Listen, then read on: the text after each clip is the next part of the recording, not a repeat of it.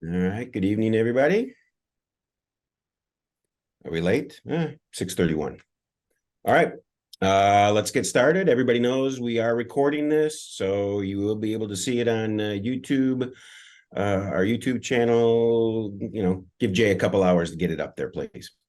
Again, my name is Craig Peterman from BadgerBots, and we got Jay Church and Brian Farrell here today as well.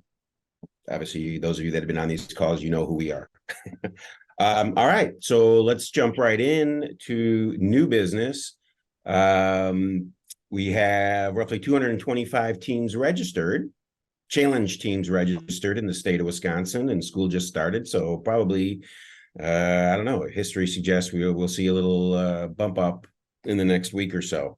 So that's a really strong number compared to last year, where we had 240 for the total and 206 actually participated in a regional tournament.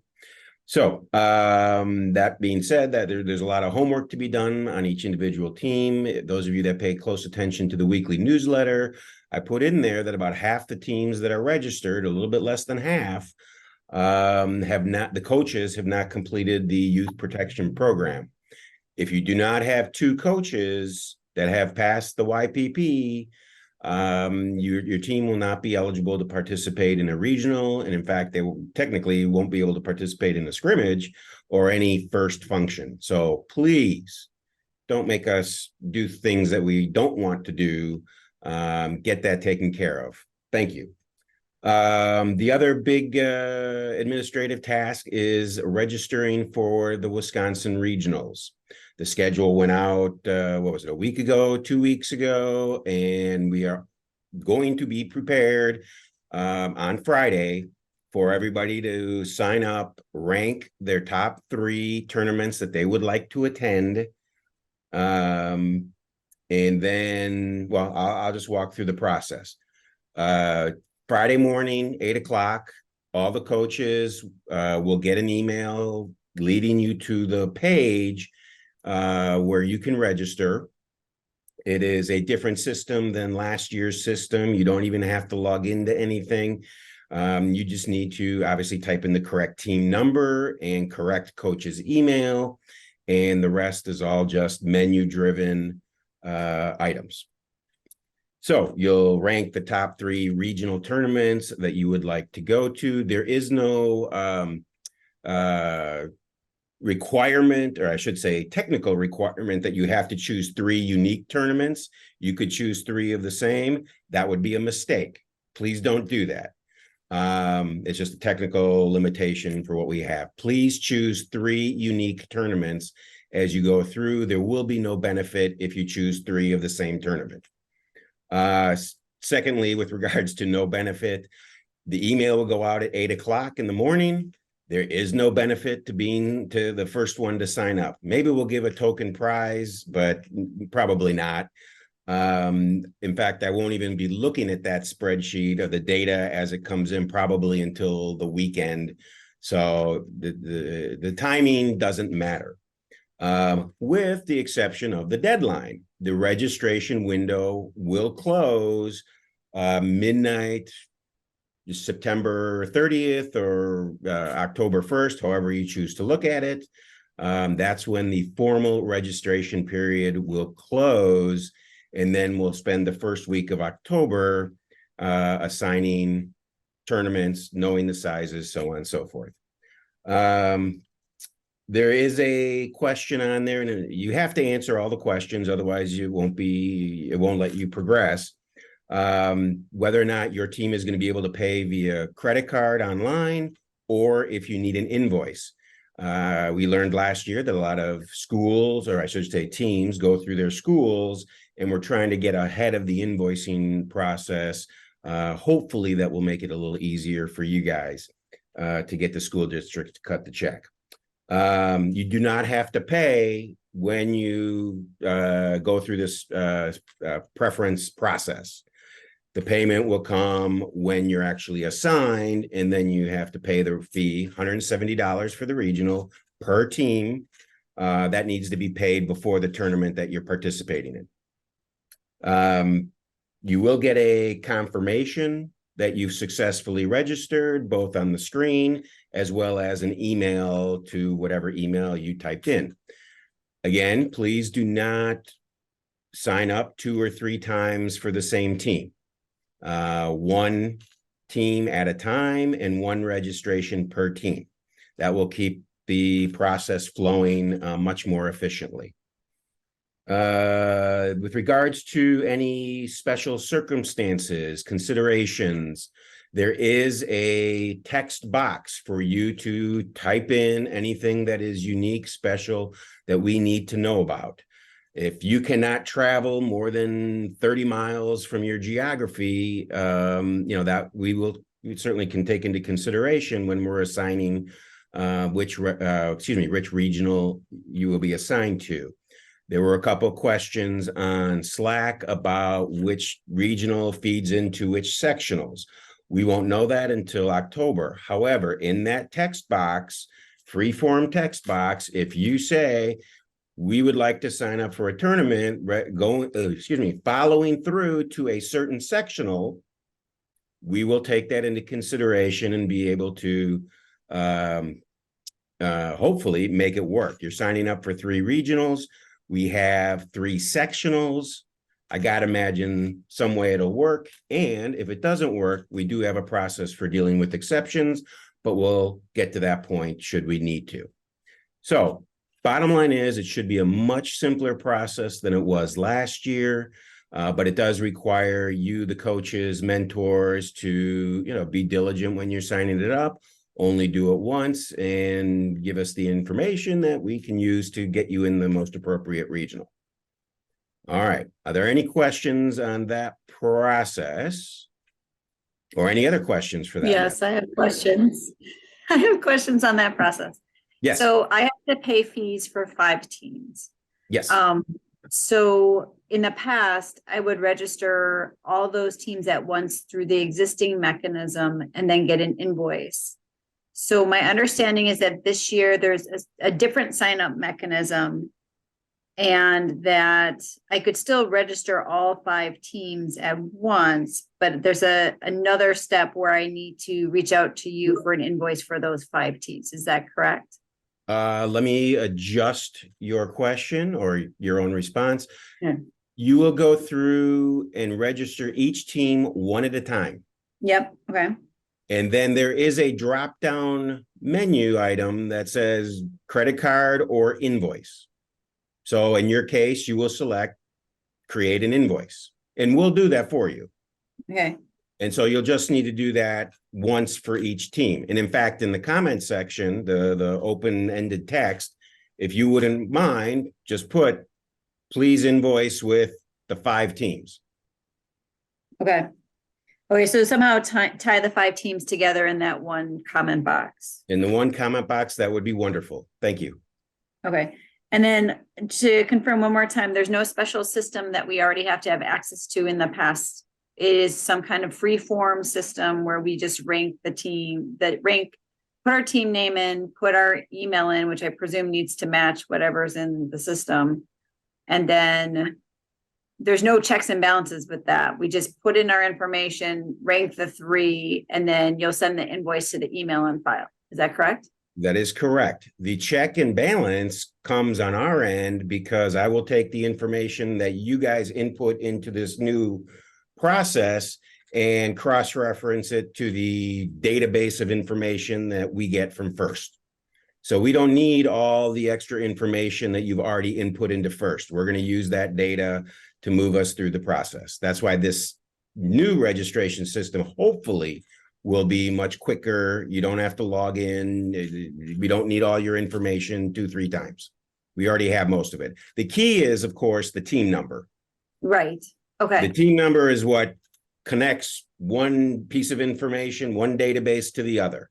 So if you mistype in the team number, then that could create some issues. But then again, we'll see teams that have no corresponding information in the FIRST database and say, oh, they just typed in the wrong number, or I'll just reach out and send an email to any one of the emails that we have in the systems.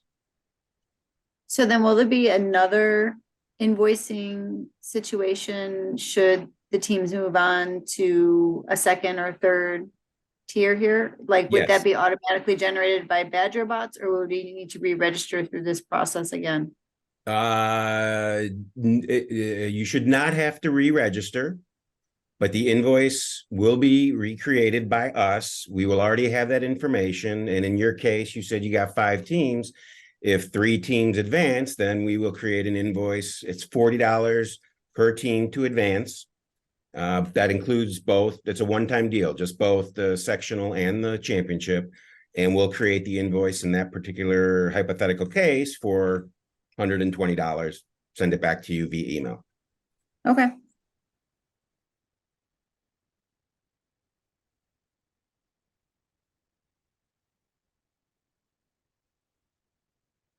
Surely I couldn't have explained it that well. We don't have any special requirements. Is this like a Google form or is this something else? I believe the software is Wix, Okay. and then it takes all the information, moves it into a spreadsheet, and then that's an environment I'm at least familiar with, so we can start cross-referencing data. And again, back to the YPP, the first database tells me which teams are event ready. It's very simple to find out. So that's what I'll be cross-referencing amongst other things as well.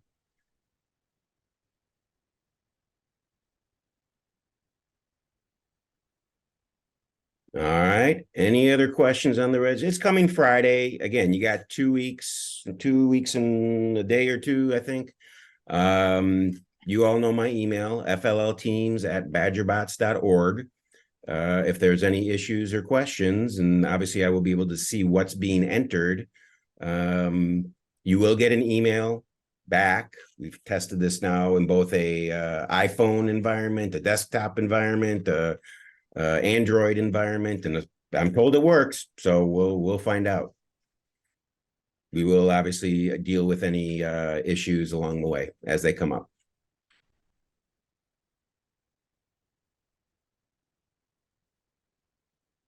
All right. Well, if the questions come up later, obviously we can address them. I will then, Brian, any comments from the judging arena? Nothing special. If you have questions, we'd be happy to answer them. All right. And if nothing from Brian, then we'll go to Jay. Anything in the robot game you want to New bring up? year either. I'm gonna check the Slack real quick and make sure we. I put a call out for questions this morning, but I didn't check it. Rural area. Rural area. I'll check Slack real quick and see if anybody posted any questions in there. Okay. We can field any team. Oh, here we go. Is a team allowed to bring laptop to the judging room to show judges their research? Yeah, that should be fine. Remember, it's a live judging session or a live presentation, so that shouldn't be the whole thing, right? But you can bring it along, just kind of, if that's your electronic binder or something like that, that'd be fine. Not exactly sure what you're all looking for there. That was my question. My team is thinking about doing a PowerPoint and explain the pictures or maybe videos from the laptop. Would this going to be okay for the judges? Yeah, that's fine. It's just not a pre-recorded full session. Full presentation, right? So they'll do a live presentation on the PowerPoint and can do a little video snippet. Is that kind of what you're talking about? Yes. Yeah, that's fine. Thank you. Sure. It might be a record, Jay. A judging question before a game, or about game question. Oh, they knew I was looking at Slack. That's all.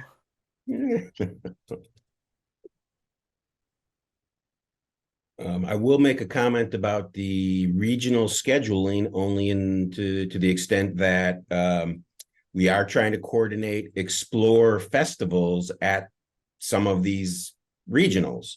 So I don't know whether or not coaches, teams have younger siblings that are part of the Explore program, But at the moment, we are looking at Explore festivals, both days at Lakeshore, the Mukwonago Regional on November 18th,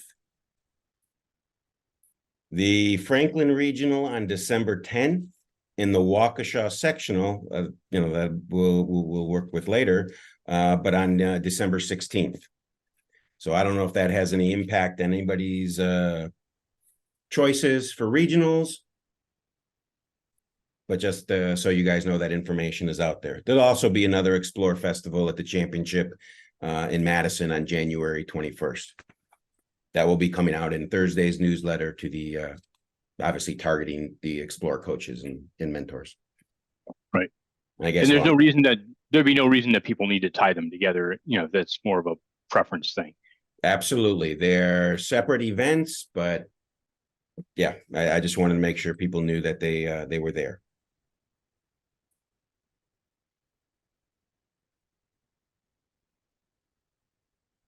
I don't really see anything that's unanswered out here on Slack either, and I haven't received any emails directly. So I don't think I'm working on anything for any of you guys. If I am, please let me know, because I don't think I am. As far as questions for Robot Game. Well, if we keep it a short meeting, I'm okay with that. I have another question. In the robot game on mission 4, does the team's art piece can the art piece be attached to the pedestal, or it has to be loosely fitted on top? Okay. Yep. Let me go to the rule real quick.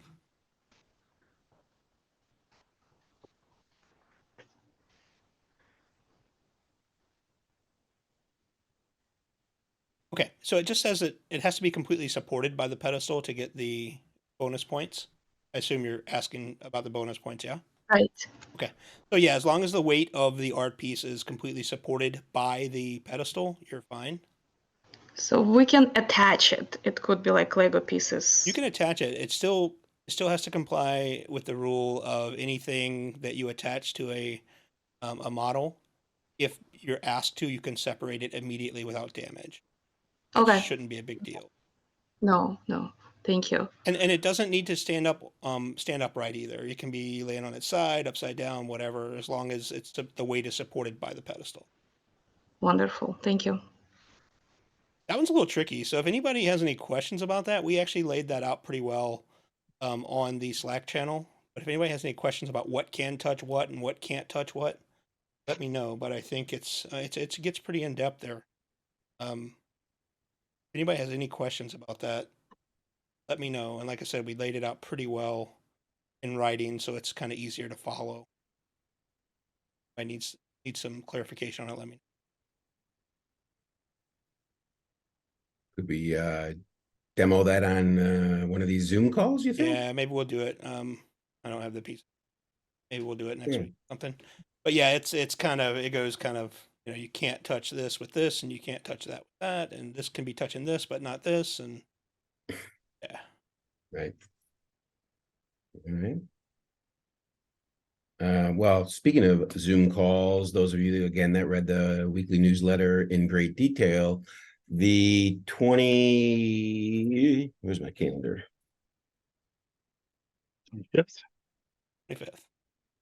The 25th is a Zoom call hanging with the refs, hanging with the judges. That is designed for the kids. Let them step up and ask their questions. That Zoom call will not be recorded. And we ask that you tell your participants, the children, that they get their parents' permission to be on that call.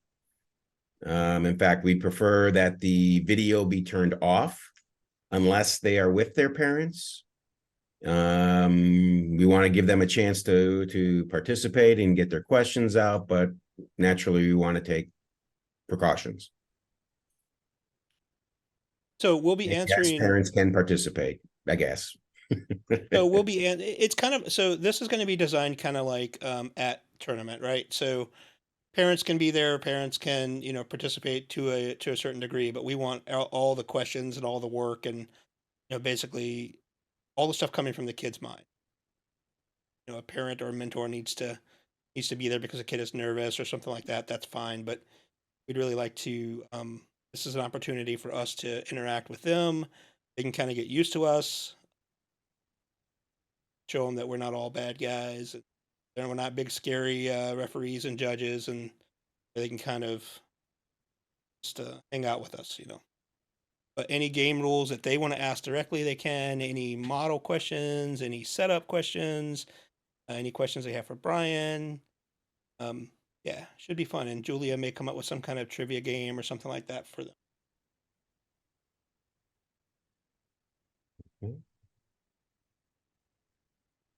Other than that, next Monday will be a challenge focused Zoom call. Hopefully we won't have too many registration issues to overcome, but we'll find out. We're trying to streamline the process. That was one of our goals coming out of last season. We got a couple things in the pipeline that we think coaches will actually appreciate. So hopefully we can make them happen. All right. Well, if there's nothing else, no other questions in the queue, we'll call it an evening. All right, guys, you know where to find us. If you want to get a hold of Craig, you can just reply back to his newsletter. As always, you can join us on Slack. If you don't have that address there, let us know. We'll send out an invitation for you. Brian wanted us to wait and So this is Emily. Emily's asking a question before that. So basically, yeah. So Jen asked me a similar question, Emily, about signing up for tournaments. I guess if you're not going to put your team down for a tournament and you want to go judge at that one, great. But if there's a chance your team would be at a tournament, hold off on volunteering to judge at that tournament, because I want you to support your team. Love to have you judge, don't get me wrong. Always love having you judges, but we prefer if it's at a different tournament so you can be there and supporting your team. Well, I think we can comfortably say they will not be judging at the same tournament that their team is participating in. Yeah, I think what we're going for here is that they shouldn't volunteer until they're assigned. So right. They're not. Yeah, right. No, I get it. We do have actually one or two people that already signed up for a couple things. Yep.